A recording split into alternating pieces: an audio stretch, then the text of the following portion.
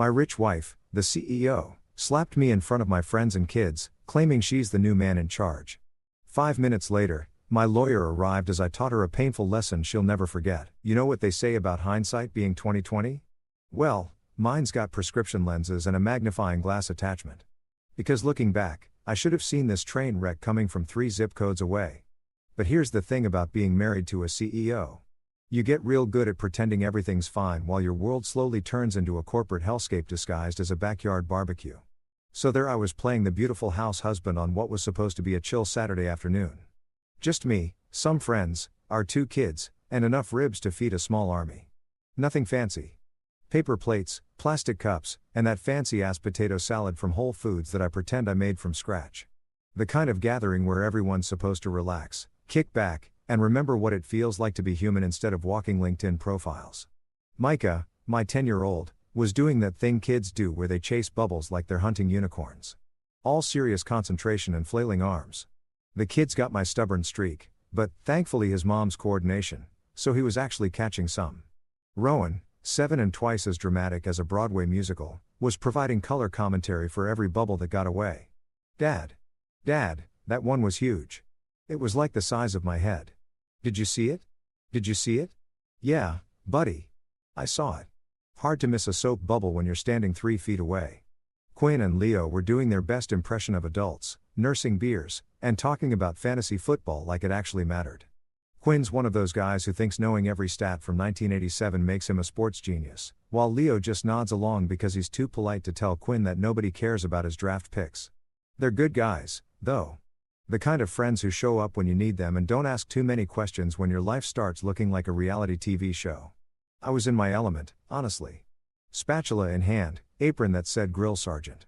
A Father's Day gift from Micah that I wore unironically. Just a regular dad doing regular dad things. The ribs were hitting that perfect sweet spot between charred and tender. The kind that makes you forget you ever considered being vegetarian.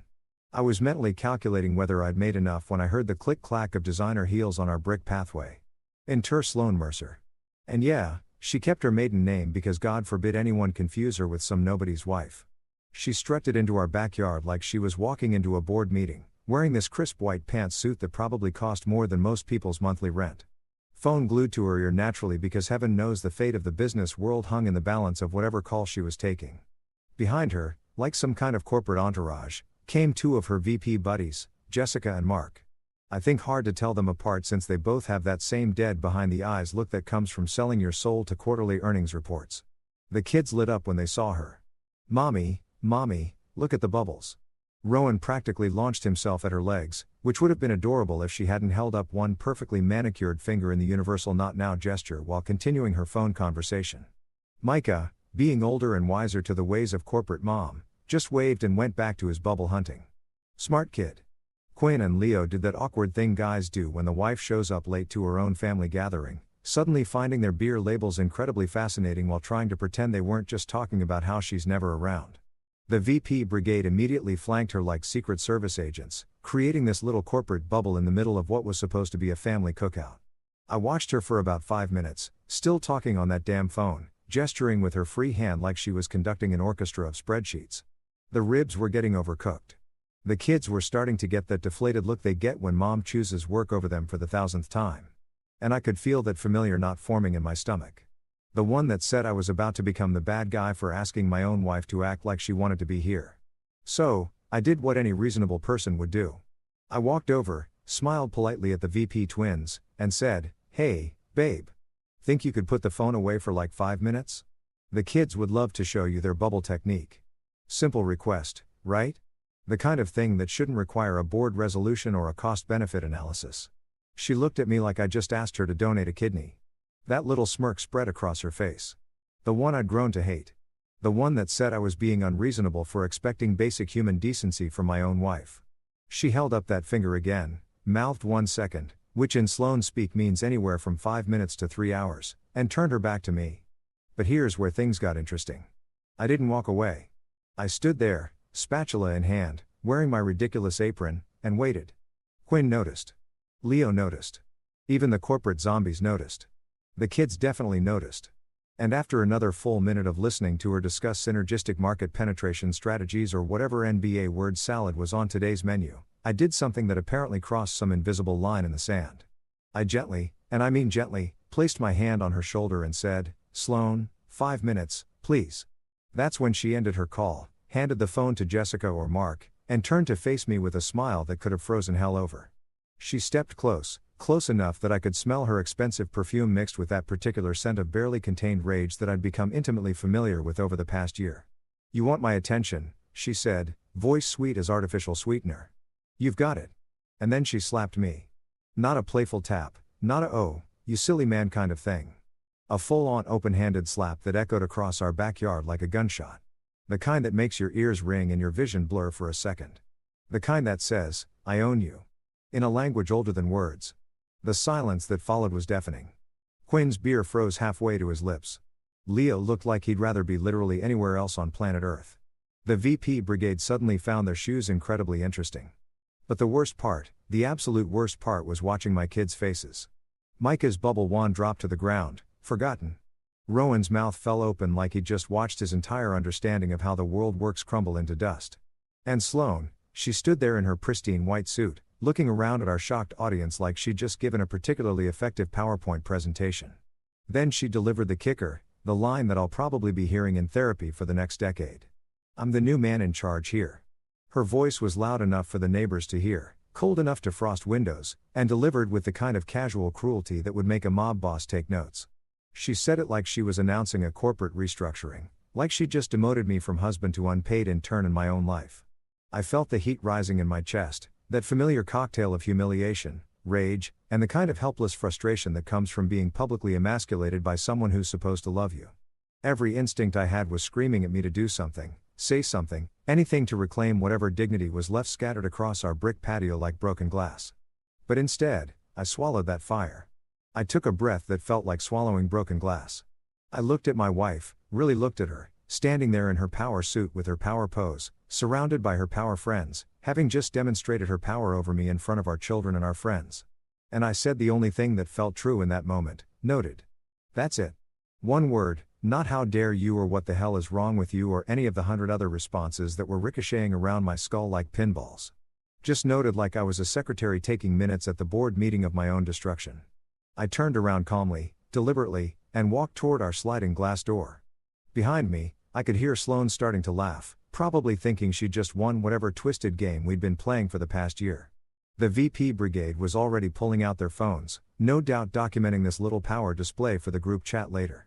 Our friends stood there like deer in headlights, probably wondering if they should call someone or just pretend they'd never witnessed whatever fresh hell had just unfolded in suburbia. But here's what none of them knew. What Sloan especially didn't know. As I walked through that sliding door, as I stepped into the cool air conditioning of our kitchen, as I moved away from the wreckage of what was supposed to be a nice family gathering, I pulled out my phone not to call my mom or cry to my therapist or post some passive-aggressive Facebook status about disrespect. I opened my text messages. I found the conversation thread I'd labeled simply AC for Ariel, and I typed one word, just one word that I'd been waiting months to send. The word that would set in motion everything I'd been quietly carefully planning while my wife transformed our marriage into her personal episode of Succession. Now I hit send. The response came back immediately like she'd been sitting there waiting for it. 5 minutes. Stay calm. Don't engage. And that's when I realized something that should have been obvious months ago. The slap wasn't the beginning of the end. It was the end of the beginning. All those nights I'd spent wondering if I was crazy, if I was being too sensitive, if maybe I was just not built for being married to a high-powered CEO. All those times I'd made excuses for her behavior, rationalized her cruelty, convinced myself that love meant taking whatever she dished out with a smile and a "yes, dear." All of that ended with one perfectly timed slap in front of our children. Because here's the thing about consequences. They don't care about your title, your bank account, or how many people call you boss. They don't care if you're used to getting your way, or if you think the rules don't apply to you. Consequences are the great equalizer, the universal truth that even CEOs can't restructure or leverage by their way out of. As I stood in our kitchen listening to the muffled sounds of our guests trying to pretend they hadn't just watched my marriage implode in real time, I felt something I hadn't felt in months. Not anger, not sadness, not even relief. I felt ready. Ready for whatever came next. Ready to stop being the supporting character in my own life. Ready to show my kids that sometimes the scariest thing you can do is stand up to someone you love when they've forgotten how to love you back. The timer on my phone bust. 5 minutes exactly. Time for the real party to start. You ever notice how the universe has this twisted sense of timing? Like how your phone always dies right when you need GPS the most, or how you always run into your ex when you're looking like you just crawled out of a dumpster. Well, apparently the cosmos also has a thing for dramatic irony, because exactly 5 minutes after I sent that text, and I mean exactly like some cosmic stopwatch was keeping score, our doorbell rang. I was still standing in the kitchen staring at my phone and wondering if I'd just made the biggest mistake of my life or the smartest move I'd ever pulled. The sounds from the backyard had shifted from uncomfortable silence to that forced kind of chatter people do when they're desperately trying to pretend they didn't just witness someone's dignity get curb stomped in real time. Sloane was already back to queen bee mode. Probably spinning the whole thing like it was just a little marital miscommunication. Nothing to see here, folks. But then that doorbell rang, and I swear to God it sounded like the opening notes of Beethoven's Fifth Symphony. You know that that means fate is knocking and you better answer because it's not going away. I opened the front door and there she was, Ariella Cho, looking like she'd stepped out of a legal thriller where the smart lawyer always wins. 5'0" of pure concentrated competence, wearing a charcoal gray suit that probably cost more than my car but somehow made her look approachable instead of intimidating. She had this way of carrying herself that said, "I could destroy you in court, but I'd rather we kept things civilized." Behind her stood two other people who were very clearly not here for the barbecue. "Jordan," she said, nodding like we just bumped into each other at Starbucks instead of executing what was probably the most elaborate revenge plot since the Count of Monte Cristo. "Ready?" And that's when it hit me. This woman had been planning for this exact moment for months. While I'd been agonizing over whether I was overreacting, whether I should just suck it up and deal with Sloane's increasingly toxic behavior, Ariella had been building a legal fortress. She told me to document everything, save everything, keep records of everything. I thought she was being paranoid. Turns out she was being a goddamn prophet. "This is Marcus," she said, gesturing to a thin guy in a rumpled suit who looked like he'd rather be doing literally anything else. "He's our process server. And these are Janet and Carlos, licensed security contractors." The two security people looked like they moonlighted as yoga instructors, calm, centered, and probably capable of subduing a grizzly bear, using only positive affirmation and strategic pressure points. Marcus was clutching a manila envelope like it contained the secrets of the universe, which in a way it kind of did. Janet and Carlos just stood there being professionally invisible the way good security does, present enough to matter, subtle enough that you don't feel like you're under siege. Ariella walked past me into the kitchen like she owned the place, which, considering what was about to happen, she sort of did. She set down this perfectly organized stack of folders on our kitchen island, the same island where Sloane usually dumped her work papers and takeout containers like she was marking territory. The irony wasn't lost on me. "Emergency protection order," she said, tapping the first folder like she was reading a grocery list. "Board adopted conduct clause enforcement." Tap on the second folder in a notarized letter from a majority block of Mercer Dynamics investors. Tap on the third. Her voice was soft, conversational, like she was explaining how to make pancakes instead of describing the complete nuclear annihilation of my wife's current existence. Through the sliding glass door, I could see Sloane holding court on our deck, gesturing with her hands while the VP brigade nodded along like bobbleheads. She was probably explaining how she'd just established boundaries or demonstrated leadership or whatever corporate speak she used to justify treating people like garbage. The woman could spin straw into gold if it helped her quarterly numbers. "You sure about this?" I asked Ariella. Because even though I'd been the one to set this whole thing in motion, watching it actually happen felt surreal. Like ordering a pizza and then being surprised when someone shows up with food. She looked at me with those sharp, dark eyes that had probably terrified opposing counsel in courtrooms from here to San Francisco. "Jordan, she assaulted you in front of your children and multiple witnesses. She did it loudly, deliberately, and with obvious intent to humiliate. The question isn't whether I'm sure. The question is why you waited this long." Fair point. Brutally fair point. "Besides," she added, pulling out her own phone and checking something. "The board meeting concluded about 3 minutes ago. The votes have been cast, the decisions have been made, and the corporate machinery is already in motion. At this point, we're not creating consequences. We're just delivering them." That's when I realized the true genius of Ariella Cho. While I've been thinking this was about getting revenge on Sloane, she'd been thinking about it like a chess master planning 12 moves ahead. This wasn't emotional. It was surgical, clean, precise, and probably completely legal in 17 different ways.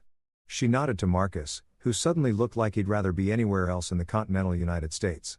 "Showtime," she said, and I swear she almost smiled. Almost.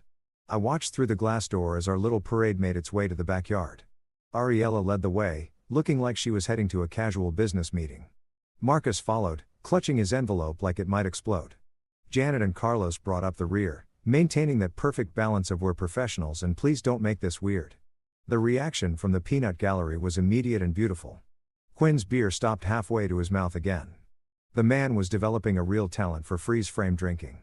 Leo actually took a step backward, which was probably smart since he had good instincts about when was about to hit the fan. The VP twins looked like they'd just realized they were extras in someone else's drama instead of the main characters in their own corporate success story. But Sloane kept right on talking, waving her hand dismissively at what she probably assumed was some kind of delivery or maybe a noise complaint from the neighbors, because in Sloane's world, interruptions were for little people, and little people could wait until she was damn good and ready to acknowledge their existence. Marcus cleared his throat twice before Sloane finally turned around. And when she did, when she saw this official-looking guy with his official-looking envelope standing next to my lawyer and two people who were very obviously not here for the potato salad, her expression shifted from mild annoyance to something approaching concern. "Sloane Mercer," Marcus said, and his voice cracked just a little. Poor guy probably wasn't used to serving papers to people who could buy and sell him before lunch. Yes, Sloane's voice had that edge it got when she sensed a threat to her control. The same tone she probably used with subordinates who dared to question her decisions. "You've been served," Marcus said, and thrust that envelope at her like it was radioactive. "Emergency protection order and corporate conduct violation notice." The look on Sloane's face was priceless. Absolutely priceless. It was like watching someone realize they've been playing checkers while everyone else was playing chess. Her mouth opened, closed, opened again like a fish trying to breathe air. The perfectly applied makeup couldn't hide the fact that all the color had drained from her face. Jessica or Mark tried to step forward, probably thinking they could somehow executive assistant their way out of this situation. But Janet and Carlos moved with the kind of casual efficiency that suggested they'd done this dance before. Not aggressive, not threatening, just present. Professionally, unavoidably present. "What is this?" Sloane demanded, her voice getting that shrill quality it took on when reality refused to bend to her will. She was looking at the papers like they were written in ancient Sanskrit, which, considering they were legal documents, they might as well have been. Ariella stepped forward and I watched from the kitchen window as she delivered what was probably the most polite verbal assassination I'd ever witnessed. Her voice stayed level, professional, almost kind, the way you'd explain to a child why they couldn't have ice cream for dinner. I couldn't hear every word from inside. But I caught enough to know that Ariella was laying out the facts like she was reading a weather report. The assault, the witnesses, the children present, the corporate conduct clause that Sloane herself had signed off on as part of her CEO contract, the board meeting that had just concluded, the immediate suspension of operational authority pending review. Sloane's phone started buzzing, then Jessica's phone started buzzing, then Mark's, then all three of them were staring at their screens with the kind of horror usually reserved for natural disasters or stock market crashes. And that's when I realized that Ariella hadn't just planned this moment. She'd choreographed it. The timing, the witnesses, the corporate board meeting happening while Sloane was busy playing power games at a family barbecue. It was like watching a master class in strategic thinking, except instead of business school case studies, the subject was my marriage. From my spot in the kitchen, watching through the glass like I was observing some nature documentary about the mating habits of corporate executives, I felt something I hadn't felt in a long time. Not satisfaction exactly, not revenge. Something cleaner than that. Something that felt suspiciously like justice. Because here's the thing about people like Sloane. They're so used to being the biggest fish in the pond that they forget sharks exist. They get comfortable with their power, careless with their cruelty, confident that their victims will just keep taking it because that's what victims do. But sometimes, just sometimes, the victim has been planning their own comeback. Sometimes they've been documenting every slight, every humiliation, every moment of casual cruelty. Sometimes they've been building their own army, finding their own allies, preparing for the day when enough becomes enough. And sometimes that day arrives exactly 5 minutes after you slap your husband in front of your children. My phone buzzed. Text from Ariella. Phase 1 complete. Stay inside. Let us handle the rest. I looked out at the chaos unfolding on my deck. Sloane arguing with the process server. The VPs frantically making phone calls. Quinn and Leo looking like they'd stumbled into someone else's nightmare. And I felt something that might have been peace. The revolution had begun. And it was 5 minutes ahead of schedule. Here's something they don't teach you in marriage counseling. The most devastating weapon isn't screaming, crying, or throwing dishes. It's paperwork. Cold, calculated, legally binding paperwork that turns your entire life upside down while maintaining the polite fiction that everyone's just following proper procedures.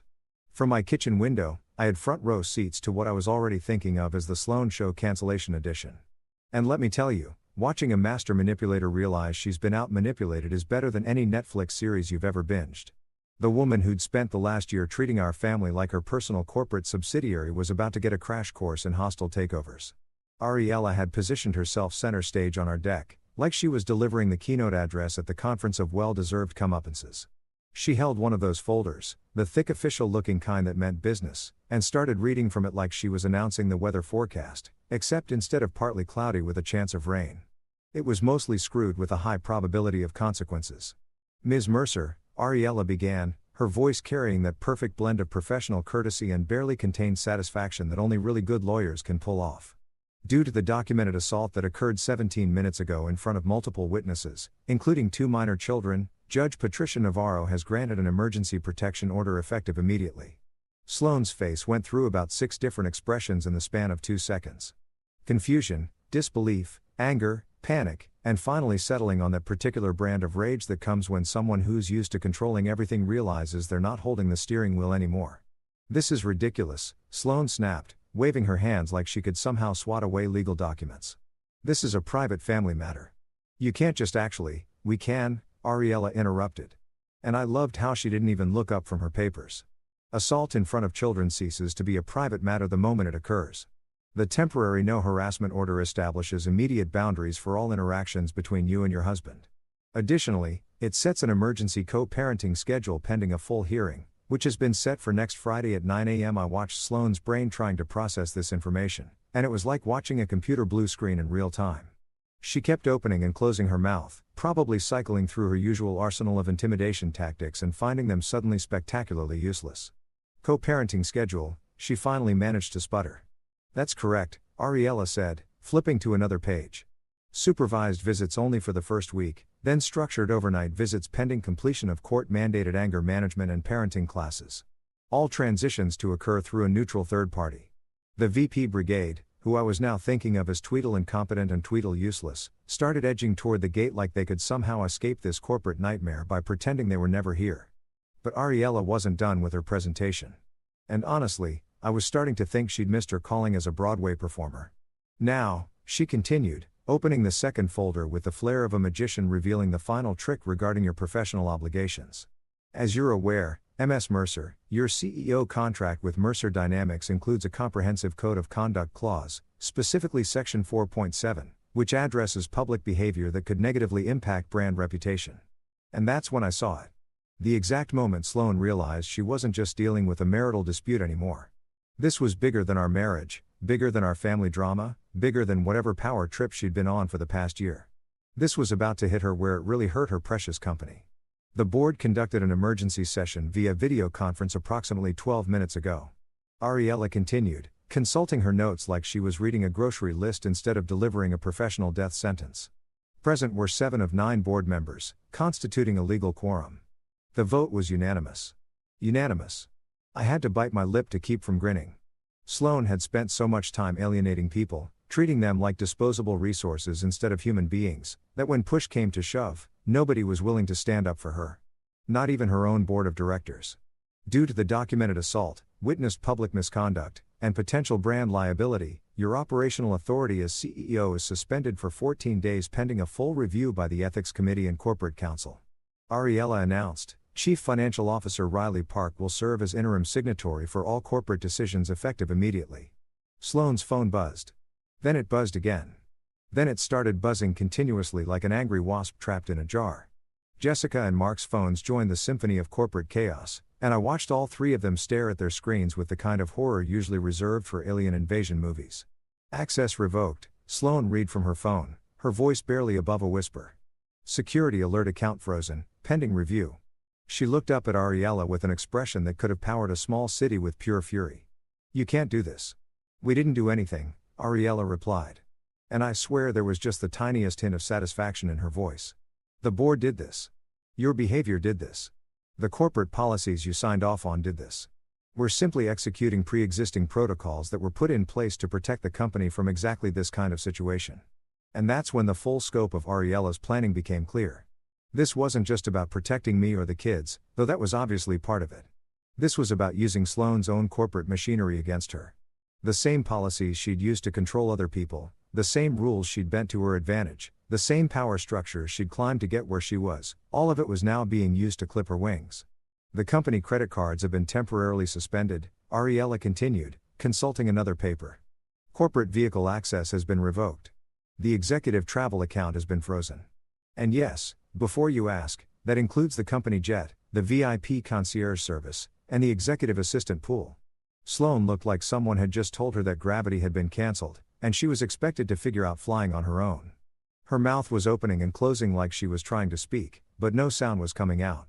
It was the first time in probably 5 years that I'd seen my wife genuinely speechless. This is temporary, Ariella emphasized. And I appreciated that she was at least pretending to be reasonable. The suspension can be lifted after the ethics review, assuming completion of required courses in compliance with behavioral standards going forward. Required courses. Sloane's voice cracked on the words anger management, executive leadership ethics, and family dynamics counseling.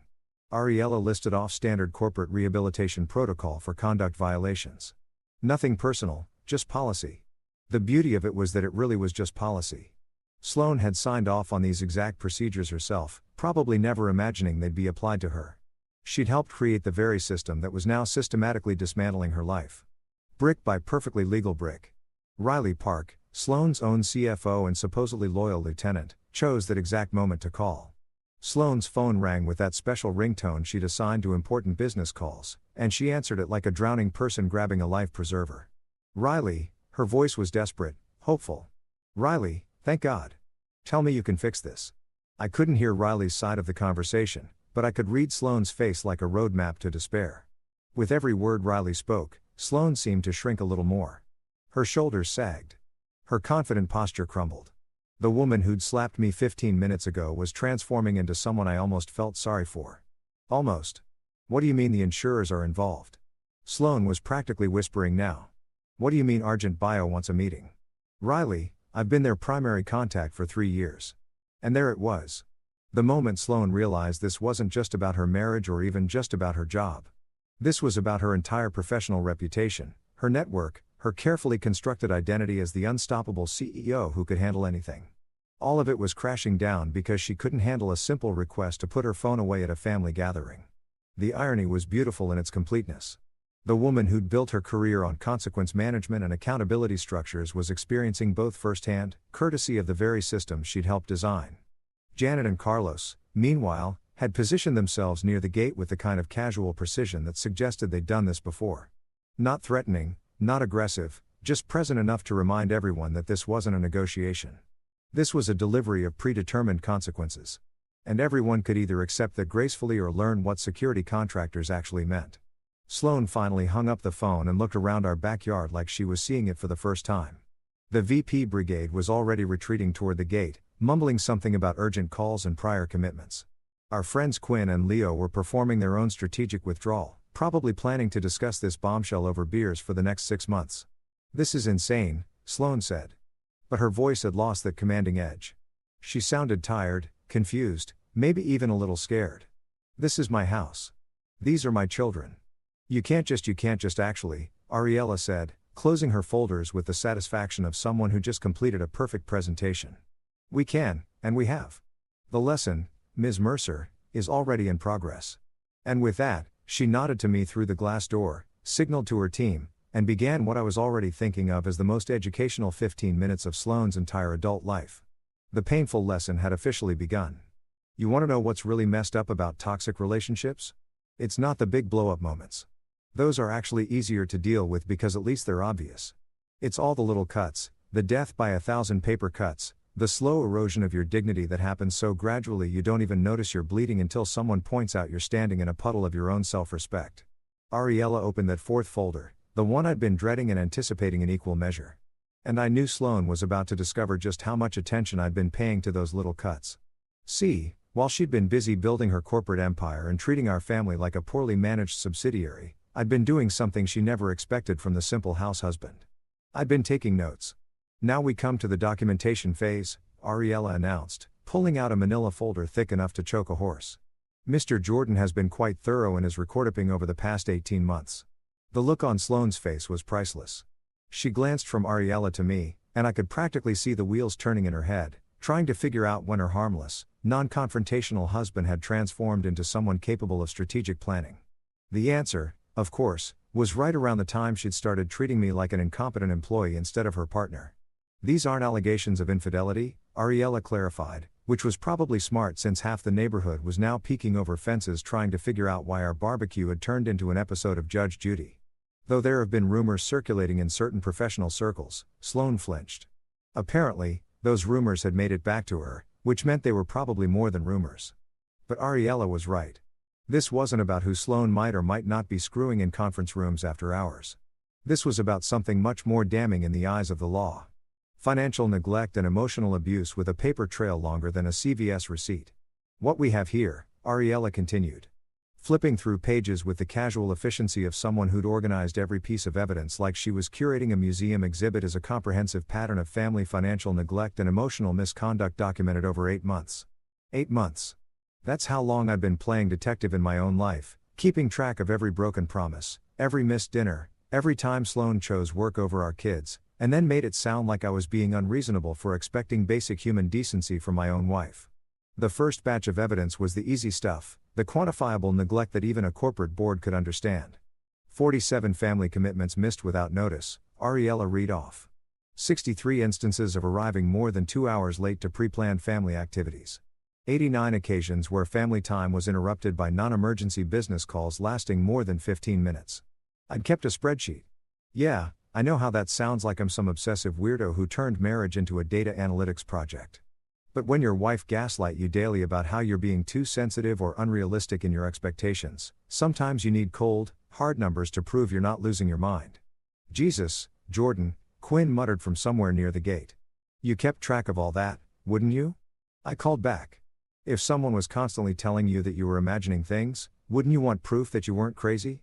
But the real kicker was the HR documentation.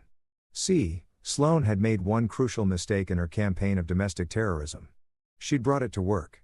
Ariella pulled out a separate stack of papers that made Sloane's face go from pale to green.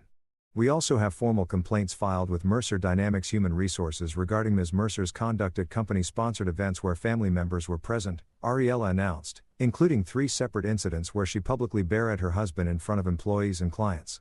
Oh, yeah. Those. The company Christmas party where she dressed me down for interrupting important conversations when I'd asked if she wanted to dance with our kids. The client dinner where she'd made fun of my job in front of the Argent Bio executives, calling me her little house husband, like I was some kind of adorable pet project. The charity gala where she'd actually told me to know my place when I'd suggested we should head home because Rowan had school the next day. At the time, I'd swallowed the humiliation and told myself it was just Sloane being Sloane, stressed, overworked, taking it out on the nearest target. But her employees had been watching, her clients had been watching, and apparently some of them had been documenting. Additionally, Ariella continued, we have witnessed statements from neighbors regarding domestic disturbances. Mrs. Liu from next door had apparently been keeping her own little record of Sloane's greatest hits. The time she'd screamed at me in the driveway about forgetting to move her car loud enough that Mrs. Liu's dinner guests had asked if they should call someone. The Saturday morning when she'd called me pathetically useless because I'd bought the wrong kind of coffee pods. Her voice carrying across 3 backyards like a air raid siren. Mr. Okafor from across the street had contributed his own testimony about the evening Sloane had literally thrown my car keys at my head because I'd been 5 minutes late picking her up from the office. He'd been walking his dog and seen the whole thing, including the part where she'd made me get out and pick up the keys while she sat in the passenger seat checking her phone. But the real evidence, Ariella said, pulling out what looked like a tablet, comes from your own security system.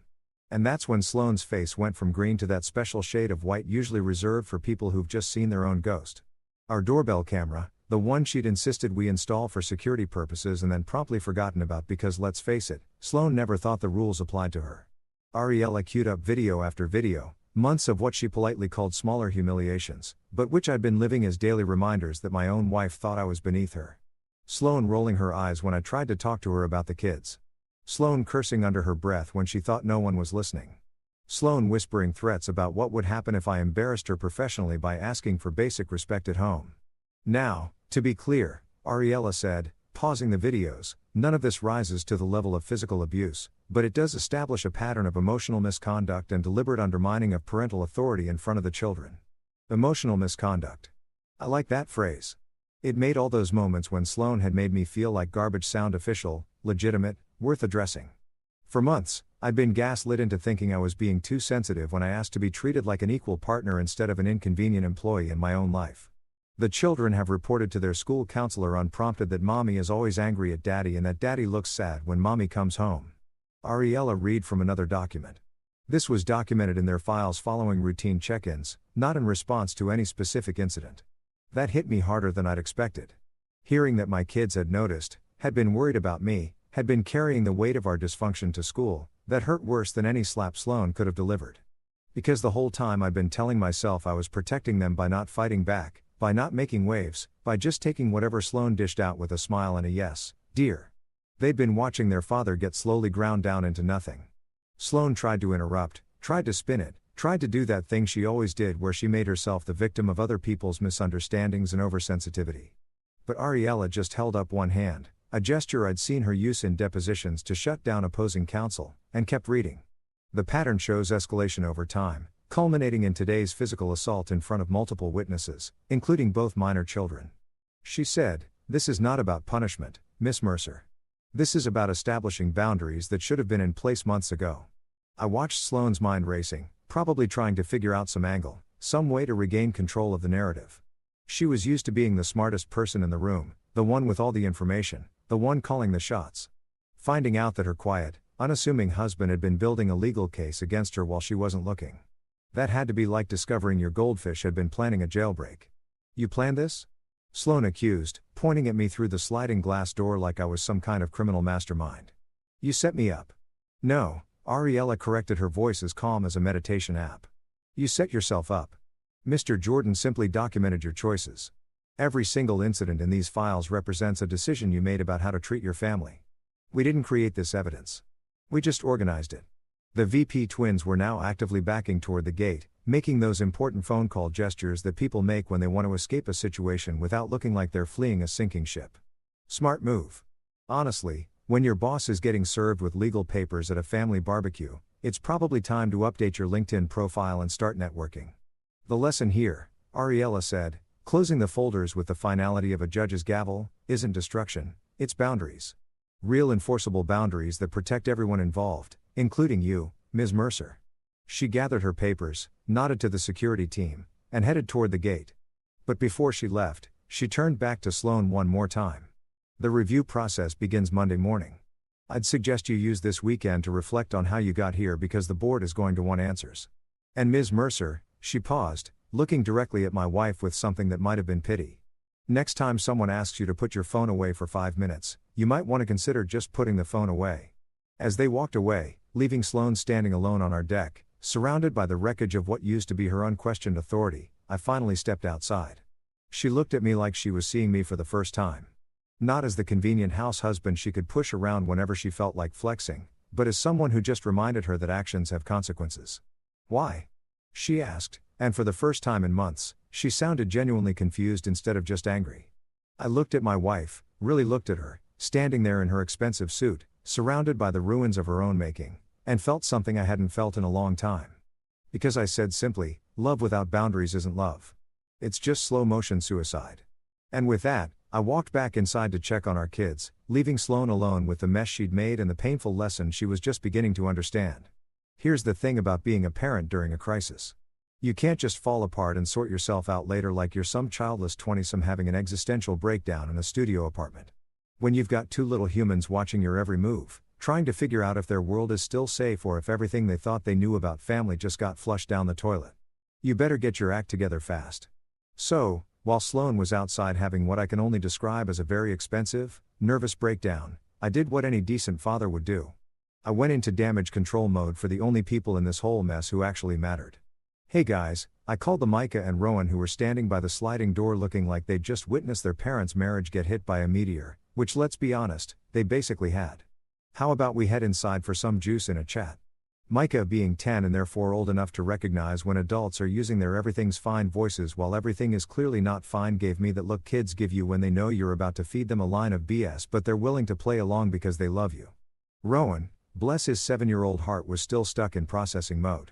His little brain trying to make sense of why mommy had hit daddy and why strangers with official papers had shown up like they were delivering the world's worst pizza. We settled around our kitchen table, the same table where we'd eaten probably 1,000 meals together, where the kids had done homework and built Lego castles and had those rambling conversations that kids have about whether dinosaurs would like ice cream. Now, it was going to be the setting for the most important conversation I'd ever had with my children, and I was absolutely terrified of screwing it up. So, I said, pouring apple juice into their favorite cups. Micah's had dinosaurs on it. Rowan was covered in stars. That was pretty intense out there, huh? Understatement of the century, but you've got to start somewhere. Micah, who'd inherited his mother's direct communication style, but thankfully not her cruel streak, cut right to the chase. Why did mom hit you, Dad? Jesus. How do you explain to a 10-year-old that his mother has turned into someone you barely recognize? That the woman who used to read him bedtime stories and kiss his scraped knees had somehow transformed into a corporate robot who thought violence was an acceptable response to minor inconvenience. Sometimes, I said, choosing my words like I was defusing a bomb. Grown-ups make really bad choices when they're feeling angry or stressed. What mom did was wrong. Hitting is never okay, even when you're upset about something. Rowan piped up, his voice small and confused. But you always tell us that hitting means time out. Out of the mouths of babes, right? My 7-year-old had just summed up the entire situation with the kind of crystal clarity that most adults spend years in therapy trying to achieve. If hitting means time out for kids, then hitting definitely means time out for grown-ups, especially grown-ups who should know better. You're absolutely right, buddy. I told him. And that's exactly what's happening. Mom is going to have a grown-up timeout so she can think about her choices and learn how to make better ones. Micah, who'd been stirring his juice with the intensity of a mad scientist, looked up at me with those serious brown eyes that were way too wise for a 10-year-old. Is that why those people came with papers? Like when the principal calls parents to the office? Smart kid, too smart for his own good, honestly. Something like that. I said, when grown-ups break important rules, especially rules about being kind to their family, other grown-ups have to step in and help fix things. I could see both kids processing this information, trying to fit it into their understanding of how the world was supposed to work. For them, family had always been this safe, stable thing. Even when Sloane was working crazy hours or being cranky, she was still mom. Still the person who was supposed to love and protect them unconditionally. The idea that mom could be the source of danger instead of safety was probably like discovering that gravity worked backwards on Tuesdays. My phone buzzed with a text from Miss Santos, the school counselor I'd reached out to earlier in the week when it started realizing this day was inevitable. Thank God for people like her, the unsung heroes who deal with the fallout when families implode and kids get caught in the crossfire. Quick check-in scheduled for Monday, her text read.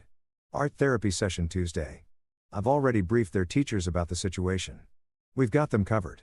I showed the kids the text because transparency was going to be the new family policy around here. Miss Santos wants to meet with you guys next week just to check in and make sure you're doing okay with all these changes. Are we in trouble? Rowan asked, and the worry in his voice nearly broke my heart. No, sweetie, I said, reaching over to ruffle his hair. You guys aren't in trouble at all. Miss Santos just wants to make sure you have someone to talk to about your feelings because this is probably pretty confusing and maybe a little scary. Micah nodded thoughtfully. Like when Tommy's parents got divorced and he got to see the special counselor who had all the cool art supplies. Exactly like that.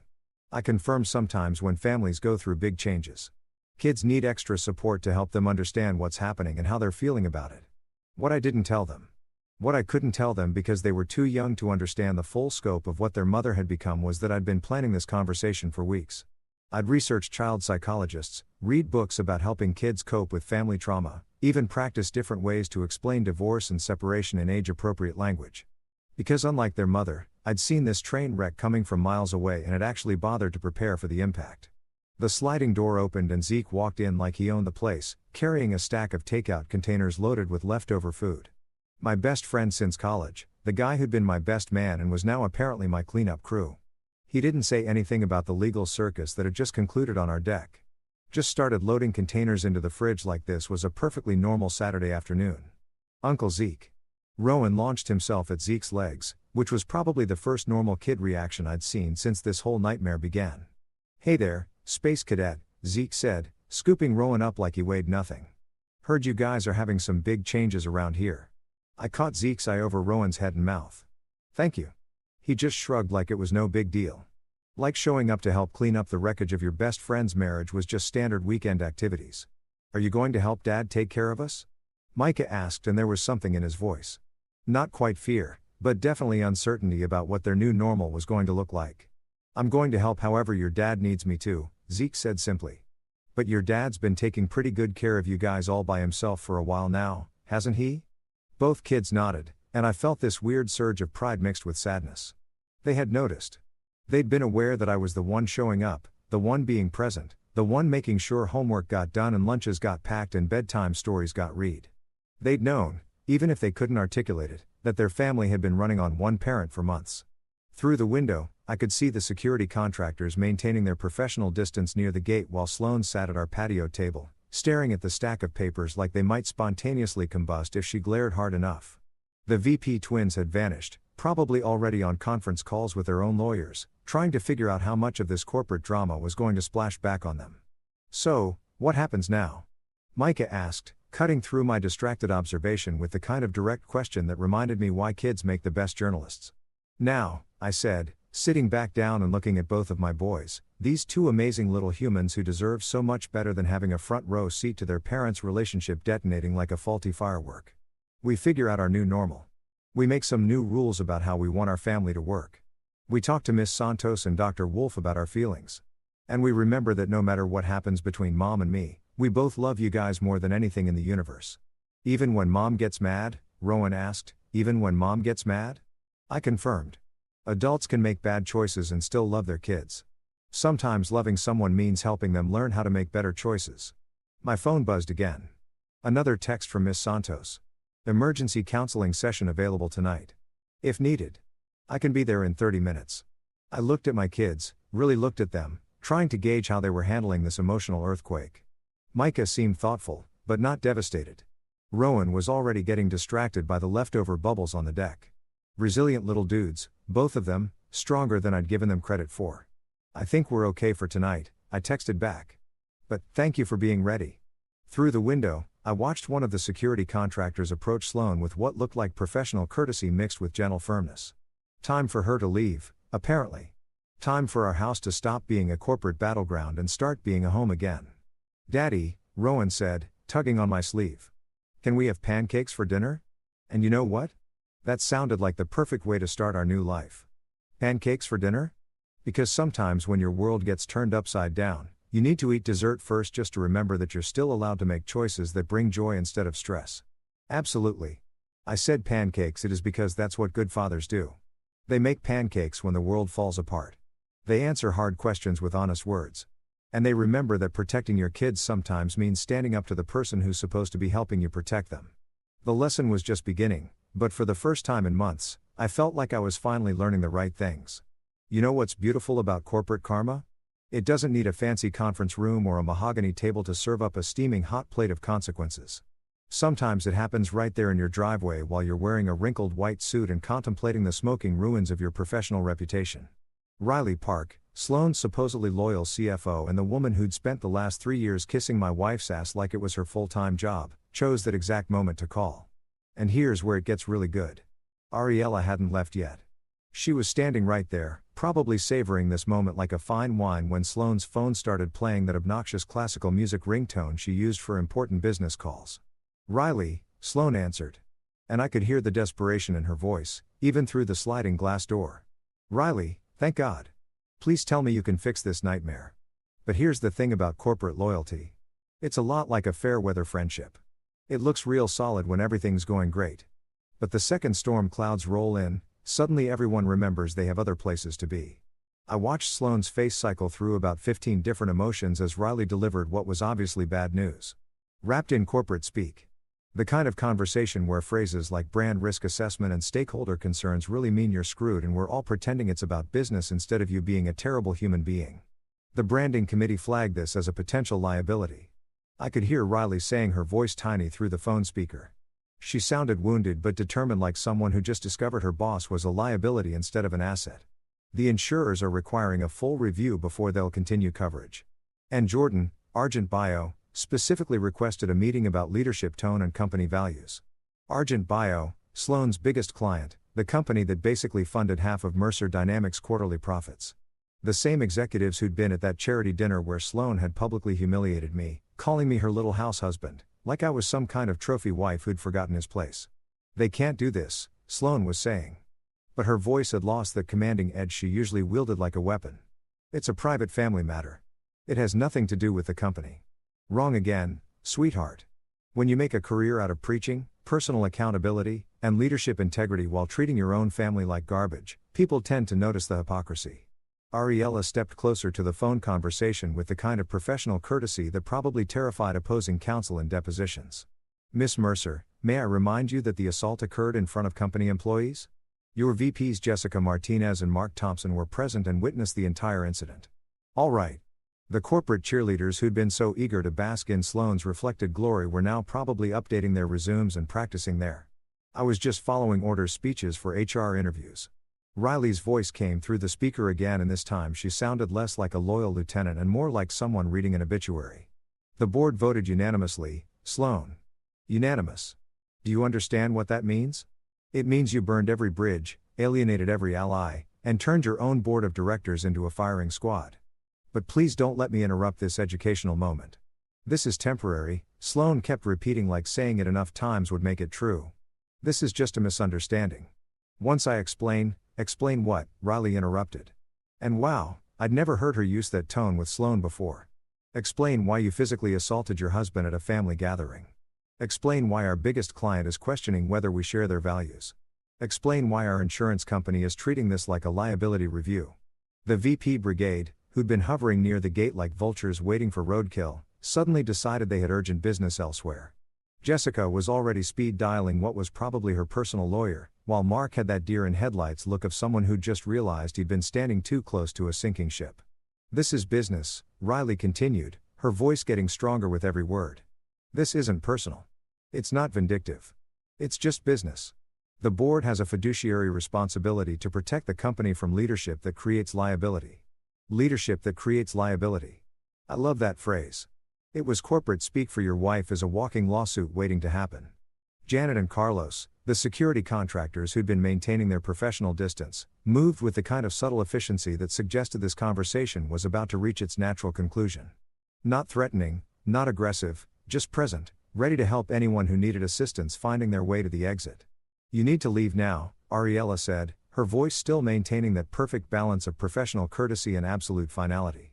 The protection order is in effect, and continuing to remain on the property would constitute violation of a court order. Sloan looked around our backyard like she was seeing it for the first time. The deck where our kids had taken their first steps. The garden where we'd planted tomatoes every spring. The fire pit where we'd roasted marshmallows and told ghost stories back when we were still a family instead of a corporate case study in domestic dysfunction. This is my house, she said, but her voice was hollow now. The fight was going out of her like air from a punctured tire. Actually, Ariella corrected gently. According to the emergency order, this is a protected residence. You're welcome to collect personal items with supervision, but only after filing the appropriate request with the court. The appropriate request. God, I loved how everything was suddenly subject to proper procedures and official channels. The same woman who'd spent years bulldozing through other people's boundaries was now discovering what it felt like to have boundaries enforced on her. Riley's voice came through the phone one more time. Sloan, I need you to understand something. This isn't about destroying you or the company. This is about protecting both. The board still believes in your potential as a leader, but leadership means taking responsibility for your actions. All of your actions. And with that, she hung up. Riley Park, who'd been Sloan's usewoman for 3 years, had just delivered the professional equivalent of, maybe you should take some time to think about what you've done. The silence that followed was beautiful in its completeness. No more phones buzzing. No more corporate doublespeak. No more pretending that what had just happened was anything other than a powerful woman discovering that power without accountability is just another word for tyranny. Janet approached Sloan with the kind of professional compassion that suggested she'd done this before, helped other powerful people understand that their power had limits, their actions had consequences, and their time was up. M. Mercer, she said softly, we'd like to escort you to your vehicle now. There's no rush, no pressure, just a gentle transition off the property in compliance with the court order. Sloan looked back at our house one more time. At the kitchen window where I was visible with our kids, at the deck where she'd just blown up her entire life, at the garden where we'd once been happy. And for just a moment, she looked like the woman I'd married instead of the corporate monster she'd become. Then she straightened her shoulders, fixed her hair, and walked toward the gate like she was heading to just another business meeting. The lesson was in progress, and class was officially in session. You know what's weird about reclaiming your space after someone toxic leaves? It's not dramatic like in the movies where you burn their clothes and change all the locks while some empowering anthem plays in the background. It's quiet, almost mundane, like rearranging furniture to let light into corners that have been dark for way too long. That night, after the legal circus had packed up and left town, after the kids had processed their feelings over pancakes and bedtime stories, after the last of our shell-shocked guests had awkwardly shuffled home with leftover ribs and traumatic memories, I found myself standing in our living room at 11 p.m. staring at furniture like it had personally offended me. The couch was positioned so that whoever sat in Sloane's usual spot could see both the TV and the kitchen, maintaining perfect sight lines for her favorite hobby of multitasking during family time. The coffee table was angled just right for her to prop her laptop while she participated in movie nights by answering emails. Even the kids' toy corner had been gradually pushed into the least convenient spot because their Lego castles cluttered the aesthetic of her perfect suburban showcase. Screw that. Screw all of that. I started moving furniture like I was performing an exorcism. The couch got rotated 90 degrees facing the windows instead of the kitchen, creating this cozy little family circle instead of Sloane's command and control viewing station. The coffee table got pushed back, opening up floor space for the kids to actually play instead of having to tiptoe around Mom's mobile office setup. Micah wandered downstairs in his dinosaur pajamas, probably drawn by the sound of furniture scraping across hardwood floors. "What are you doing, Dad?" "Making some changes," I said, wrestling with the armchair that Sloane had claimed as her throne. "What do you think?" "Better." He looked around with that serious consideration kids bring to important questions, like where to put furniture ranked right up there with whether aliens exist and why vegetables are mandatory. Then he disappeared upstairs and came back carrying his favorite dragon toy. This ridiculous stuffed thing with purple wings and a lopsided grin that he'd had since he was 3. Without a word, he marched over to the bookshelf and placed the dragon on the middle shelf right at eye level like he was planting a flag on conquered territory. "There," he announced with satisfaction. "Now it looks like our house." Our house. Not Mom's showcase. Not the Mercer Family Museum. Just our house where kids could put dragon toys on bookshelves and nobody would call it clutter. Rowan appeared next, clutching a piece of construction paper covered in crayon stars. He'd been working on it during dinner, tongue poking out in concentration while he colored. Now he was standing on the couch, carefully taping his masterpiece to the wall above where we'd repositioned everything. "Safe spot," he whispered, smoothing down the tape. "Now it's a safe spot." Jesus 7 years old and he already understood what I'd been trying to figure out for months. That home is supposed to be where you feel safe, not where you walk on eggshells waiting for the next explosion. I pulled out my phone and started making lists because apparently I'd inherited Sloane's organizational obsession, but was planning to use it for good instead of evil. New family rules. I type dinner together every night. Devices down during family time. 3 gratitudes before bed.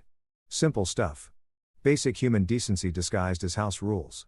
Revolutionary concepts like actually paying attention to your kids and treating family time like it mattered. Dr. Ellen Wolf, family therapist extraordinaire, got an email from me at 11:47 p.m. requesting sessions for all 3 of us. I'd researched her for weeks. She specialized in helping families rebuild after trauma, had great reviews from other divorced dads, and most importantly, she didn't take insurance from Sloane's company. The last thing I needed was my wife somehow getting access to our therapy notes through corporate healthcare benefits. Before I went to bed, I wrote myself a note and stuck it on the bathroom mirror where I'd see it every morning. No rage, only structure. Because the temptation to let anger drive this whole process was real. It would have been so easy to turn this into a revenge fantasy, to enjoy watching Sloane suffer, to let bitterness poison whatever came next. But that wasn't the lesson I wanted to teach my kids. The lesson wasn't that powerful people deserve to be destroyed when they fall. It was that everyone, even powerful people, especially powerful people, needed boundaries. Consequences weren't about punishment. They were about teaching someone that their actions affect other people and those other people matter. As I turned off the lights and headed upstairs, I looked back at our rearranged living room. It looked different, brighter, somehow more open, more like a place where a family actually lived instead of where they performed for each other. Tomorrow would bring new challenges, more lawyers, more difficult conversations. But tonight, in a house where dragon toys claimed shelf space and crayon stars marked safe spots, We'd taken the first step towards something that felt suspiciously like peace. The revolution was just getting started. There's something deeply surreal about sitting in a courtroom watching your marriage get dissected like a high school biology class frog. Except instead of finding organs and stuff, everyone's poking around looking for evidence of emotional abuse and finding plenty of it. Meticulously documented and legally admissible, Judge Patricia Navarro looked like someone who'd seen every flavor of human dysfunction and had stopped being surprised by any of it around her third year on the bench. She had that particular brand of patient authority that said, "I've heard all the excuses, seen all the sob stories, and I'm here to cut through and figure out what's actually best for the kids involved." Ariella had warned me that family court was basically theater where everyone pretends to be reasonable while fighting over the most unreasonable situation imaginable. She wasn't wrong. Sloane's attorney, some expensive suit named Bradley, who looked like he'd rather be negotiating corporate mergers than explaining why his client thought domestic violence was an acceptable conflict resolution strategy, kept trying to paint me as some kind of calculating mastermind who'd orchestrated this whole thing. "Your Honor," Bradley said in that pompous voice that lawyers probably practice in law school, "my client contends that Mr. Jordan has been systematically planning this alleged incident for months, deliberately provoking." "Objection," Ariella interrupted smoothly. "Is counsel seriously suggesting that asking one's spouse to put down their phone at a family gathering constitutes provocation worthy of physical assault?" Judge Navarro didn't even look up from the video statements she was reviewing. Sustained. "Mr. Bradley, unless you're planning to argue that common courtesy is grounds for battery, I suggest you find a different angle." The video statements were Ariella's masterstroke. Instead of dragging our neighbors into court to testify about our family drama, she'd had them record their accounts from the comfort of their own homes. Mrs. Lau, sitting in her perfectly organized kitchen, calmly describing the various times she'd heard Sloane screaming at me like I was a disobedient employee. Mr. Broke for walking his dog while explaining how he'd witnessed the car key incident and had seriously considered calling the police. But the real kicker was the footage from our own security camera. There's something particularly damning about watching yourself on video, especially when that video shows you behaving like a complete psychopath while your husband tries to maintain his dignity and your kids watch their mother lose her damn mind. When my turn came to speak, I kept it simple. No dramatic speeches, no emotional manipulation, just the truth delivered as plainly as possible. "Your Honor, I want peace for our kids. I want them to feel safe in their own home. I want them to see what healthy relationships look like instead of watching their parents tear each other apart." Sloane's lawyer tried to argue that the corporate consequences were excessive, that mixing family court with employment issues was somehow unfair. But here's the beautiful thing about consequences. They don't care about your feelings or your sense of fairness. They care about cause and effect, action and reaction, the basic laws of social physics that even CEOs can't negotiate their way around. Judge Navarro granted most of our requested parenting plan, structured visits for Sloane, completion of anger management courses, family therapy for everyone involved. Not because I'd asked for revenge, but because protecting kids from witnessing domestic violence was apparently considered a reasonable judicial priority. As we walked out of the courthouse, Sloane looked smaller somehow. Not physically, but in that way, people shrink when they realize their usual tricks aren't working anymore. For the first time in months, I felt like I could breathe all the way down to my toes. No victory dance, no celebration, no gloating, just this long, deep breath that filled my lungs with something that felt suspiciously like hope. Here's something nobody warns you about when your spouse's public meltdown becomes the talk of the town. The rumors move faster than wildfire through a dry forest. Except instead of destroying everything, they somehow make your life better. Go figure. Within 48 hours, every corporate executive within a 50-mile radius knew some version of what had happened at our barbecue. But here's the weird part. Instead of the story being crazy house husband destroys successful CEO wife, it became accountability finally catches up with executive who forgot basic human decency. Apparently, Sloane had made enemies I didn't even know about. The official version floating around the business community was sanitized corporate speak, leadership transition due to conduct review, temporary operational restructuring, family focus, and professional development.